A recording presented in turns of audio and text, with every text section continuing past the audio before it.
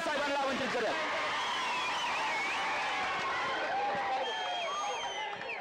जय श्रीराम. सगळे हात वर करा दोन्ही. जय श्रीराम. जय श्रीराम.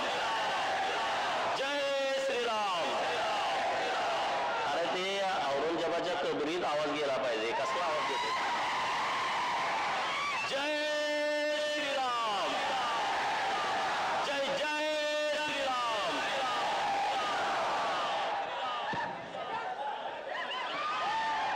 हिंदवी स्वराज्याचे संस्थापक श्री छत्रपती शिवाजी महाराज, धर्मवीर संभाजी महाराज, पुण्यश्लोक अहिल्यादेवी, महात्मा बसवेश्वर यांना विनम्र अभिवादन करून या विराट हिंदू सभेला संबोधित करण्यासाठी उपस्थित असणारे हिंदूंचे गब्बर माननीय नितेश राणे साहेब, कर्नाटकहून आपल्याला मार्गदर्शन करण्यासाठी आलेले हिंदूचे शेर माननीय यत्नाळकर पाटील साहेब,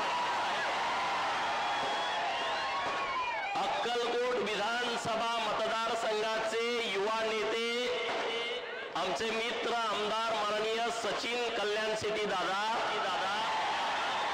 भारतीय जनता पार्टीचे जिल्ह्याचे माजी अध्यक्ष माननीय शहाजी पवार साहेब, व्यासपीठावरती उपस्थित सर्व आमचे महाराज, त्यांच्या चरणी मी नतमस्तक होतो आणि तुमचं खरं आभार व्यक्त करतो की एवढे हिंदू छावे या विराट सभेसाठी उपस्थित आहेत. पत्रकार मित्र आहेत, अनेक लोक ऐकत असतील. विधानसभेची निवडणूक होऊन 5 महिने झाले. लोकसभेची निवडणूक होऊन 11 महिने झाले. राज्यामध्ये भाजपा, केंद्रामध्ये भाजपा सरकार आलंय, तरी सुद्धा आज आम्ही हिंदू जागर सभेला उपस्थित आहे. कारण आमच्यासाठी हिंदुत्व हा राजकारणाचा मताचा विषय नाही.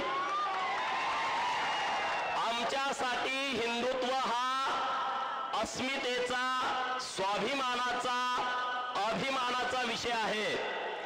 जे जे हिंदुत्वावरती हात उठतील ते हात कापून टाकण्यासाठी आम्ही सगळे इथं आलो आहे. बरोबर की नाही? औरंगजेबाचा पुळका बऱ्याच लोकांना आहे. अरे मतासाठी दाढ्या कुरवाळणाऱ्यानो, मतासाठी ढुंगण चाटणाऱ्यानो, तुम्हाला औरंगजेबाची कबर पाहिजे. बघा, तुम्ही स्टेटमेंट बघितले असतील गेल्या महिन्याभरात. हा, औरंगजेबाची कबर असली तर चालते. अरे का तुमचा बाप आहे, तो आजा आहे, पंजा आहे, कोण आहे? कोण आहे तो तुमचा? अरे छत्रपती शिवाजी महाराजांनी हे हिंदवी स्वराज्य स्थापन करताना रात्रीचा दिवस केला, रक्ताचं पाणी केलं, हजारो मावळे त्यांच्या सोबत जमा झाले, अनेक मावळे प्राणाला मुकले आणि आज ते हिंदवी स्वराज्याचं स्वप्न पुढे घेऊन जाण्याची जबाबदारी मावळे म्हणून आपल्या सर्वांची आहे. मग जो जो अफजल खान, जो जो औरंगजेब आडवा येईल त्याला तुडवून आपल्याला पुढे जावं लागणार आहे. आणि म्हणून तुम्हा सर्वांना माझी विनंती आहे की हिंदुत्वाच्या विषयामध्ये आपण सर्वांनी जागरूक राहण्याची गरज आहे. या सगळ्या विषयाचा विचार केला तर हिंदुत्वावरती आक्रमण करणाऱ्यांची संख्या खूप आहे. तुम्ही प्राचीन मंदिर बघा, गावामधली जी जुनी मंदिर आहेत त्या मंदिरामध्ये आपण गेलो, एका कोपऱ्यामध्ये उभा राहून जर आपण त्या मूर्तीकडे बघितलं तर कुठंतरी कान तोडलाय, कुठंतरी नाका तोडलाय, कुठंतरी काहीतरी त्या मूर्तीला इजा झालेली आहे. कुणी केली? कुणी हे आक्रमण केला? हे औरंग्यानं आणि त्यांच्या पिलावळीनं आक्रमण केलेलं आहे. आणि म्हणून आपल्या सर्वांची आज ही जबाबदारी वाढती आहे. औरंगजेब जरी कबरीत असला तर त्याची पिलावळ आज इथं अनेक आहेत, त्या लोकांना गाडण्याची वेळ आलेली आहे. अरे हिंदुस्थानामध्ये राहता आणि पाकिस्तान जिंदाबाद म्हणून नारे देता. तुम्ही हिंदुस्थानमध्ये राहता, पाकिस्तान जिंकल्याच्या नंतर फटाकड्या उडवता. हिंदुस्थानामध्ये राहता, भारत जिंकल्यानंतर यांना वाईट वाटतं, मग तिथं काहीतरी खुसपाट काढता. त्यांच्या ढोंगण्यावरती लाथा घालायची आता वेळ आलेली आहे. कस काय हे चालेल? दुसऱ्या देशात चालेल का हे? पाकिस्तानात हे चालेल का? अफगाणिस्तानात हे चालेल का? इराण इराकमध्ये चालेल का? मग भारतात कसं काय? भारत म्हणे सर्व धर्म समभाव आहे. अरे अपूची गोळी आहे ही. सर्व धर्म समभाव आहे ना, ही अपूची गोळी आहे. ही पहिली बाजूला काढून टाका, हे फेकून द्या. हम दो हमारे दो सगळ्यात मोठी अडचण झाली आहे. हम दो हमारे दो सरकारनं नियम काढला. आपल्याला वाटलं ते धर्मग्रंथातलं हे धर्मवाक्य आहे, इतकं तंतोतंत हिंदूंनी पाळलं. हम दो हमारे दो, हम दो हमारा एक. मी तर त्याच्यावर बोलू शकत नाही. हम दो पण नाही, हम हमारा एक पण नाही. त्यामुळे माझी पण चूक आहे ही. त्यामुळं तुम्हाला माझी विनंती आहे, आपला हिंदू काय करतोय? एक पोरग जन्माला घाला आणि त्याला सरकारी नोकरी लावायचा प्रयत्न करतोय. राणेसाहेब बरोबर ना? प्रत्येक आई वडिलाला वाटतंय माझं पोरग सरकारी नोकरीदार झालं पाहिजे, साहेब झालं पाहिजे. हिंदूला वाटतंय एक पोरग साहेब झालं पाहिजे. तिकडं मुसलमानांना वाटतंय हम दो हमारे धा आम्हाला सरकारच झालं पाहिजे, झालं पाहिजे, झालं पाहिजे. विचार करा, हा विषय अत्यंत गंभीर आहे आणि सिरियस आहे. आम्ही म्हणतोय नोकरी लागली पाहिजे, ते म्हणताय वाढवा सरकार आपलं बसलं पाहिजे. मग आता विचार करा, तुम्ही काय अल्प असतील माघार घेतात, बरोबरीनं आले तुमच्यावरती करार तह करतात, गोडी गुलाबीनं राहतात. तुमच्यापेक्षा संख्या वाढली ते सत्ताधारी बनतात. ही गोष्ट कायम तुमच्या लक्षामध्ये असू द्या. जोपर्यंत ते तुमच्यापेक्षा, ते काँग्रेसला पण मानत नाहीत, काँग्रेसला पण माहित आहे काँग्रेस हे काय आहे, हे नुसत्या दाड्या कुरवाळत बसलेलं आहे मतासाठी. पण त्याला माहित नाही, त्यांनी मालेगावच्या निकालाचा विचार करायला पाहिजे. मालेगावमध्ये लोकसभेला फक्त 5,000 मतं भाजपाच्या उमेदवाराला पडली. 1,95,000चं लीड आहे. आणि विधानसभा आली, त्यांनी काँग्रेसला पण सोडून दिलं, त्यांचा माणूस निवडून आणला. हे सगळ्यांनी लक्षात घ्यायला पाहिजे. काँग्रेसमधल्या लोकांना तर हे इंग्रजापेक्षा डेंजर लोक आहेत. इंग्रजांनी जे पाप केलंय त्याच्यापेक्षा ही वाईट लोक आहेत. आणि त्यामुळं त्या लोकांनी अत्यंत सिरियस घेण्याची आवश्यकता आहे. पाकिस्तानमध्ये जेवढे अतिरेकी नाहीत तेवढे गद्दार भारतामध्ये आहेत.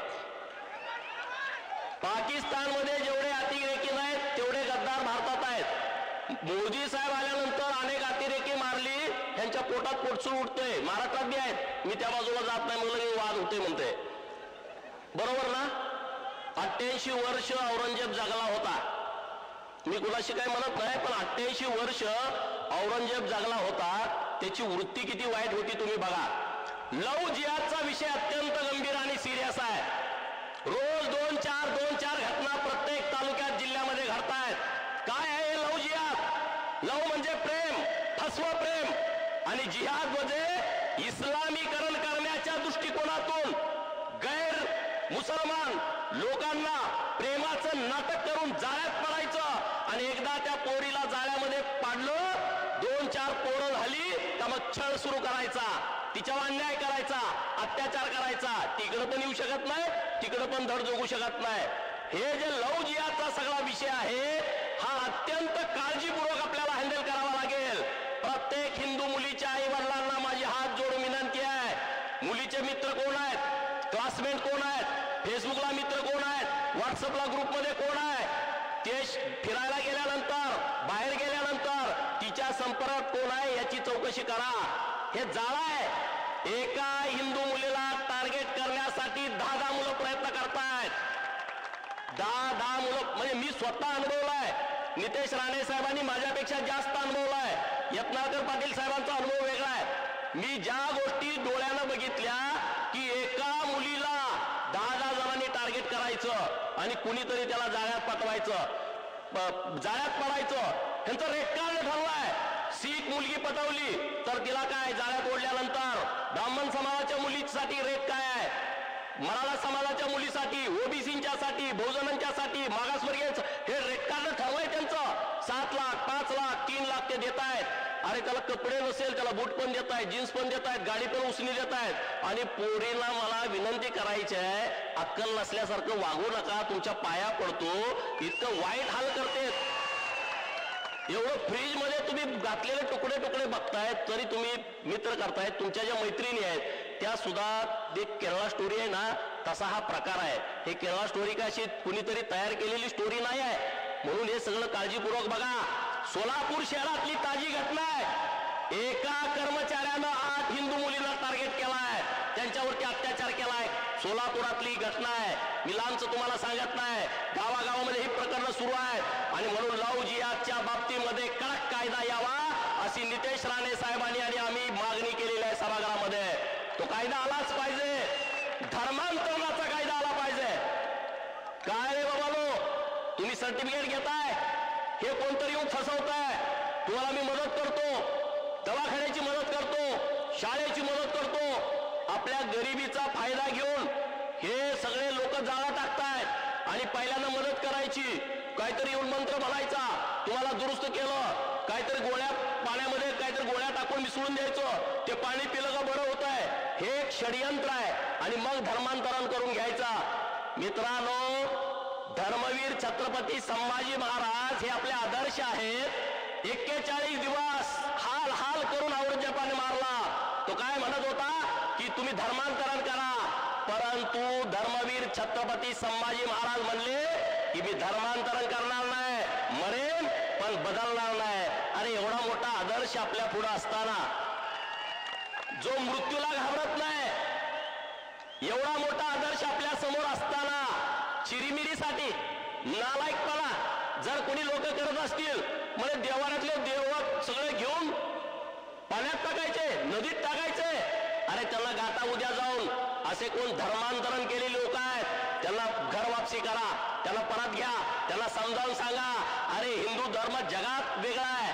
आज तुम्ही बघितलं युट्यूब वरती गेल्यानंतर फॉरेनर सगळे येडे झालेत, नाचतेत लगा. आणि तुम्हाला अक्कल नसल्या का तर तुम्ही आम्ही करतोय. हे होता कामा नये. हे पूर्णपणे बदलण्याची आवश्यकता आहे. आता माझ्या हातात फाईल आहे, एका महिंदरगीतली फाईल आहे. एवढे सरकारी जागा या लोकांनी ढापलेत. सोलापूरच्या कलेक्टरना माझी विनंती आहे, आता वेळ नाही, एवढं दप्तर आहे. हे उद्या याच्यावरती नितेश राणे साहेबांचं माझं पत्र जोडून सोलापूरच्या कलेक्टरना देतो, महाराष्ट्रातल्या सगळ्या कलेक्टरना पत्र देतो. महाराष्ट्र सरकारची जी जागा आहे, महाराष्ट्र सरकार गायरान, वन विभाग, ग्रामविकास विभाग, कुठलीही गावठाण असेल आणि ह्या जागा अशा अनाधिकृतपणे ह्या कारणासाठी बळकावल्या असतील तर सरकारनं त्याचा तात्काळ एक अहवाल घ्यावा आणि ती सगळे बुलडोजर त्याच्यावरती फिरवून टाकावेत. अरे राज्याचा मुख्यमंत्री खमके आहे, गृहमंत्री खमके आहे. विशाळगडावरचं अतिक्रमण किती वर्षाचं होतं, काढलं की नाही, सगळं काढून टाकलं. प्रतापगडावरचं अतिक्रमण सगळं काढून टाकलं. म्हणजे गावातलं अतिक्रमण काढणं काय फार अवघड बाब नाही आहे, परंतु काही अधिकारी त्याला मिळालेले असतात. हे सगळं काढून टाकायचं, काय ठेवायचं नाही. आणि तशी मागणी आपली सरकारकडे आहे आणि सरकार निश्चितपणे करेल. प्रत्येक जिल्ह्याच्या कलेक्टरनी याची माहिती घेतली पाहिजे. आणि गरीब लोकांना जागा नाही द्यायला, त्यांना द्यायला जागा कुठेतरी बळकावताय. लँड जिहाद हा मोठा विषय झालाय महाराष्ट्रामध्ये. दादागिरी करायचं, गुंडगिरी करायचं आणि गरिबाच्या जमिनीवरती कब्जा टाकायचा, खोटं करारपत्र तयार करून घ्यायचं. ही असली दादागिरी महाराष्ट्रामध्ये खपवून घेतली जाणार नाही. आणि तुम्ही आम्ही पण ती खपवून घ्यायची नाही. आपण एकत्रित झाला पाहिजे. मला लोक काय बोलले की गोपीचंद तुम्ही धनगर समाजाच्या आरक्षणामध्ये पुढे असता.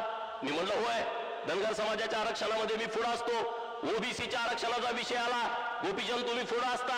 मी म्हणलं होय, ओबीसीच्या आरक्षणामध्ये पण मी पुढे होतो. मी त्या सगळ्यांना सांगतो की धनगर समाजाच्या आरक्षणाच्या बाबतीमध्ये मी पुढे असतो आणि कायम पुढे राहणार. ओबीसीच्या आरक्षणाच्या बाबतीमध्ये बाबासाहेबांनी संविधानाने अधिकार दिलाय, त्या हक्काचं संरक्षण करण्यासाठी मी नेहमी पुढे असणार, पण जेव्हा हिंदूंचा विषय येईल तेव्हा मी हिंदू धनगर असणार. जेव्हा हिंदूचा विषय येईल तेव्हा हिंदू माळी असणार, हिंदू तेली असणार, हिंदू कोष्टी असणार, हिंदू वंजारी, हिंदू रामोसी, हिंदू बेडार, हिंदू कैकाडे असणार, हिंदू डवरी, हिंदू गडसी, हिंदू माकडवाला, हिंदू कडक लक्ष्मीवाला, हे सगळे मी असणार ना. जेव्हा धर्माचा विषय येईल तेव्हा जातीचा विषय आम्ही बाजूला ठेवू. आणि जातीमध्ये जर कोणी धर्माच्या बाबतीमध्ये तेढ निर्माण करण्याचा प्रयत्न केला तर त्यांना जाग्यावरती सांगू, अरे पहिला हिंदू आणि मग माझ्या जातीचा विषय घेईन. बरोबर ना? त्यामुळे हे विषय आम्हाला महत्वाचे आहेत. जातीमध्ये तेढ निर्माण करण्याचा प्रयत्न करून जर कोणी मताची पोळी भाजणार असेल आणि हिंदुत्वावरती आक्रमण करणार असेल तर ते आम्ही अजिबात खपवून घेणार नाही आहे. अजिबात नाही. नितेश राणे साहेब इथं आहेत, डॉन गडी आहे, तुम्हाला माहित आहे, ते ढिला पडत नाही. वाघाच्या पोटी वाघ जन्माला येतो, बरोबर? वाघाच्या पोटी काय हरिण जन्माला येतं का? नारायण राणे डॉन आहे, आज 80 वय असला तरी तो डॉन आहे, त्याचा पोरगा डॉनच असणार ना. हा? आणि यत्नाळकर पाटील साहेब तुम्हाला माहित, तुमचे शेजारी आहेत, त्या विषयावर मी आता बोललो, तुम्हाला माहित आहे. हा? ते तर हिंदुत्वावरती एकदम तुफान काम करतात आणि त्यामुळे ही गरज आहे. मी विचार केला, अरे बाबा या विषयावरती आपण बोललं पाहिजे, या विषयावरती जागृती केली पाहिजे, नाहीतर हिंदू राष्ट्र राहणार नाही. मित्रांनो, केरळमध्ये काय परिस्थिती आहे बघा, तामिळनाडूमध्ये जाऊन काय परिस्थिती आहे बघा, पूर्व भारतामध्ये काय परिस्थिती आहे जाऊन बघा. जे पूर्वी हिंदू राष्ट्र होती आपल्या बाजूची शेजारची, त्या राष्ट्रातली जाऊन परिस्थिती बघा. हे सगळं जाणीवपूर्वक तुम्ही सगळ्यांनी डोक्यामध्ये घेण्याचा विषय आहे. हे घुसखोर आहेत ना, पहिले घुसखोर हाकलले पाहिजेत. 10 कोटी घुसखोर या देशामध्ये राहत आहेत, 10 कोटी. अरे आपल्याला अक्कलकोट जवळ आहे, अक्कलकोटच्या एखाद्या लॉज वरती जाऊन बघा, ते लॉज वरचा मॅनेजर पहिल्यांदा ID कार्ड मागताय, आधार कार्ड मागताय, मतदान ओळखपत्र मागताय आणि मग तुम्हाला एक रात्रीसाठी रूम तुम्हाला भाड्याने देतंय 1000 रुपयाला. जर हॉटेलवरचा मॅनेजर एक रात्र राहण्यासाठी आपल्याला आधार कार्ड मागत असेल, मतदान कार्ड मागत असेल, तर या देशामध्ये राहायला तुमच्या काय बापाची प्रॉपर्टी आहे का रे भडव्यानो? तुम्हाला कोणी विचारणार आहे का नाही? तुम्ही विचारा शेजा पाजाऱ्याला, कोम्बिंग ऑपरेशन करा, त्या गल्लीत जाऊन कोण आहे, कुठला आलंय, काय माहित नाही, ओळख नाही, नवीन दिसतंय, त्याला घालवलं पाहिजे. त्यांच्या खंबाड्यात लाटा पहिल्यांदा घातल्या पाहिजेत. हे रोहिंग्या असतील, बांगलादेशी असतील, पाकिस्तानी असतील, यांना पहिल्यांदा हाकलून दिलं पाहिजे बाहेर. जननियंत्रण कायदा आला पाहिजे, पण तो मुस्लिम जननियंत्रण कायदा आला पाहिजे, ही आपली मागणी सगळ्यांची असली पाहिजे. हम दो हमारे एक वर आपण अडकलोय, आम्हाला कसला आता कायदा नको आहे, यांच्यावरती वचक आली पाहिजे, याच्यावरती कारवाई झाली पाहिजे. यासाठी आपण सगळ्यांनी प्रयत्न केला पाहिजे. धर्मांतरण विरोधी कायदा महाराष्ट्रामध्ये आला पाहिजे आणि तो देवाभाऊंच्या नेतृत्वामध्ये येतोय, नक्की येतोय. आणि इकडं आपण ओबीसीचं सर्टिफिकेट घेतोय आणि तिकडं काय म्हणतोय नाव, मी टॉम आहे, मी फलाला आहे. अरे इकडं तू सर्टिफिकेट घेतो ओबीसीचं, नोकरी लागतो ओबीसी वरती, आणि तिकडं म्हणतो मी सॅमसंग आहे. अरे कसं काय चालेल इथं? तू सॅमसंग आहे तर तुझं सर्टिफिकेट रद्द केलं पाहिजे, तुला कुठला आरक्षणाचा लाभ दिला नाही पाहिजे. अरे नाव आपण काय ठेवतोय, क्रिश, काय नाव, क्रिश, नंतर कयान, मयान, हिंदूंची नाव क्रिश, कयान, मयान. अरे शिवाजी महाराज त्यांचा वारसा आहे, शिवाजी, संभाजी, यशवंतराव, अहिल्यादेवी, नावं ठेवा नाही. हे कुठलं नावं काढलेत तुम्ही? त्याच्या घरातल्या आहेत त्यांना सांगा, एवढं पण लय पुढारल्यापणा करू नका तुम्ही. इतकं फार तुम्ही टॅलेंट आहात, तुमच्यामध्ये सुधारणा झाली आम्ही मान्य करतो, पण एवढं परत फार नावं सुद्धा तुम्ही बदलू नका. पुढच्या पिढीला तुम्ही काय देणार आहे? काही तुम्ही देऊ शकत नाही. आणि म्हणून या सगळ्या विषयामध्ये आपल्याला पुढं जायचं आहे, ताकदीनं पुढं जायचं आहे. हिंदुत्वाच्या बाबतीमध्ये कुठंही काय घडलं तर माननीय नितेश राणे साहेब तुमच्या पाठीशी आहेत, आणि जर कुठं लागलं त्यातलं तुमचं काम अडणारच नाही. पण जर कुठं ते गडबडीत आहेत, कॅबिनेटमध्ये बसलेत, कुठं मिटिंगला आहेत, कुठं सभा चालू आहेत, मग मला सांगा, मी मोकळा गडी आहे, मला दुसरं काही काम नाही आहे. 24 तास मी फ्री आहे, दुसरा धंदा नाही, कारखाना नाही, सुदगिरी नाही, बँक नाही, लग्न नाही, काय भानगड नाही. पूर्ण वेळ मी मोकळा गडी आहे. मला तुम्ही सांगा, मी तुमच्या बाजूने ठामपणे उभा आहे. आता महाराजांनी सांगितलं की गोमातेला दर्जा दिला आपल्या सरकारनं. इतकं मोठं क्रांतिकारी काम झालंय. आता गोशाळांना अनुदान देतंय सरकार आपलं, रोज अनुदान देतंय. या सगळ्या गोवंशाच्या खिलार जाती आपल्या जगल्या पाहिजेत, त्यांचं संवर्धन झालं पाहिजे. इतके क्रांतिकारी निर्णय हे सरकारच्या माध्यमातून होत आहेत. त्यामुळं चिंता करण्याचं कारण नाही, काळजी करण्याचं कारण नाही. आम्ही तुमच्या सोबत आहोत, पण तुम्ही जागा राहण्याची आवश्यकता आहे. तुम्ही जर जागा नाही राहिला ना, तुम्हाला कोणी वाचू शकत नाही. पुढच्या पिढ्या आपल्याला माफ करणार नाहीत. आणि म्हणून माझी तुम्हाला विनंती आहे, हा राजकारणाचा मुद्दा नाही. विरोधकांना वाटतं की हिंदुत्व हा भारतीय जनता पार्टीसाठी राजकारणाचा मुद्दा आहे. आम्हाला तो राजकारणाचा मुद्दा नाही आहे. अरे तो आमच्या अस्मितेचा मुद्दा आहे, आमच्या जीवन मरणाचा मुद्दा आहे. हिंदुत्व, देश, राष्ट्र हे आमच्यासाठी प्राथमिकता आहे. बाकीचे विषय आम्हाला दुय्यम आहेत. त्यामुळे हिंदुत्वाच्या बाबतीमध्ये आम्ही कायम सजग राहू, कायम सतर्क राहू. अरे औरंगजेब हा बादशाह नव्हता, औरंगजेब हा बादशाह नव्हता, तो कसाही होता. औरंगजेब हा अतिरेक्यांचा जन्मदाता होता. आज अतिरेक्यांचा तो आदर्श आहे. आणि या सगळ्या विषयामध्ये आपल्याला एकत्रितपणे पुढे जायचं आहे. एवढंच या निमित्तानं बोलतो. जय हिंद, जय महाराष्ट्र. धन्यवाद साहेब. यानंतर आजच्या या सभेला ज्यांची प्रमुख उपस्थिती आहे, कर्नाटकातील हिंदूंवरती अन्याय अत्याचार झाल्यानंतर त्यांच्या विरुद्ध डरकाळी फोडणारे हिंदुत्ववादी वाद सन्माननीय